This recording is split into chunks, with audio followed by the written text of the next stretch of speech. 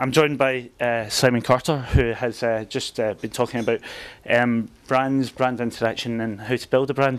I thought I'd grab him for a couple of minutes and just kind of talk through some of the things he was talking about in the talk there. Thanks for taking the time to speak to me, first of all, Simon. First of all, could you explain then, what do you believe makes a brand then? Hi, Stephen. Great to see you.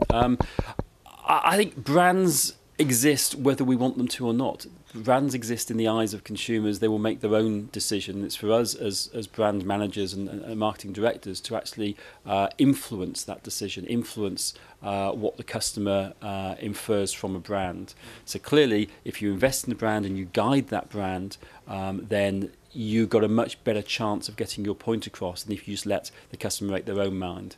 I think there are many examples, and what I was doing in my talk with some of the companies that I've worked with and how those brands have evolved. So I talked specifically around the energy brands in the mid-90s. Prior to 1998, you had to buy your gas from British Gas, you had to buy your electricity from a local electricity company. That created a very different perspective of what the brand meant, and clearly prior to the mid-90s there were no marketing people per se within the energy companies. Overnight we had to create a brand. At London Electricity, where I worked, brand recognition was about 25%. Only a quarter of customers knew who supplies their electricity. That was a real challenge to us when suddenly people were knocking on the door from Npower and Eastern Electricity and British Gas saying, hey, come to us, when the customer had no relationship with their existing business. Also what we had to do was build that brand, build that association.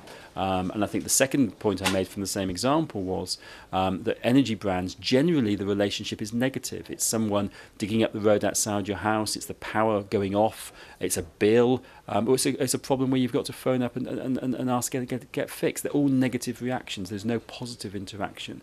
And so clearly the challenge that we faced there was to build a positive association between the brands so that when the Npower man comes knocking, you say, no thanks, I'm very happy with what I've got. Is that, I mean, generally, is that a very difficult thing for brands to do? They'll find the positivity in there and promote that. I mean, just how tricky a task can that be for marketers? I think that, I generally have the opinion that most businesses are sound at their heart. Their products and services work generally, or else they wouldn't be in business. The challenge is getting the recognition within the organisation that managing the brand is important. I've just written an article for one of your competitors about mergers and acquisitions, and I have items are driven through one of two things: one, corporate vanity and ego, or second, very rarely do people think about brands when they're knocking together two companies.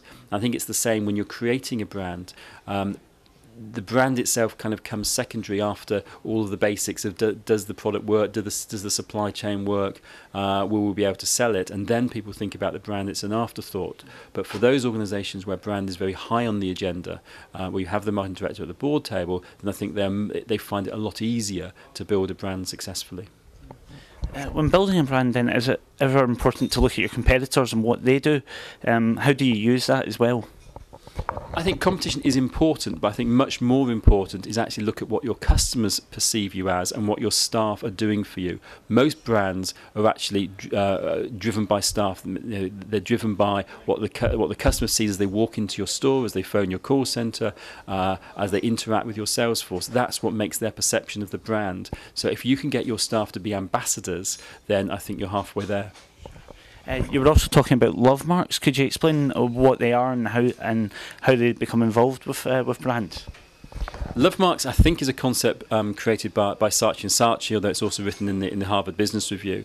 They have the view that you can judge anything really on an axis of love and respect. Most people make a buying decision on the back of either love or respect, or a combination of the two.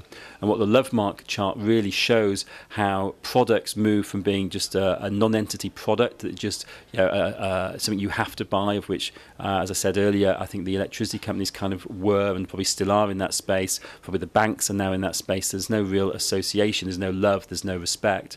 You then move into fads, which effectively where there's low love but high respect. Sorry, low respect, high love, and that really is the things that come and go. So lots of .coms fit in there, plus things like the Spice Girls and Tamagotchis and things which are there for a very short space of time.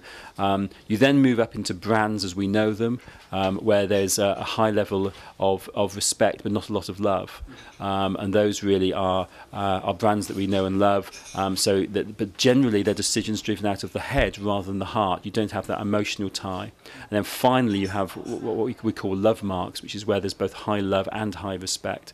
And they're the sort of brands like Apple, like Innocent, like First Direct, Marks and Spencer sometimes, depending where they are in the cycle, where people are advocates of the brand and they go out there talking about the brand to their colleagues. And that, I think, is where all brand managers ought to be seeking to take their brand towards.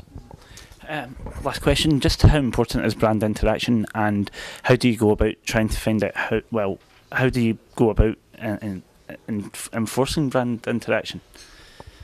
What do you mean by brand interaction? How do you get people, consumers, to actually want to come to the brand then? I think that, again, that's a really good question, because I think that a lot depends on the product and the competitive set that you're operating within. So when the examples I talked around was Thomas Cook, in the travel sector, really there are only two major brands now, which is the TUI Group, which is Thompson First Choice, and the Thomas Cook Group, which is primarily Thomas Cook.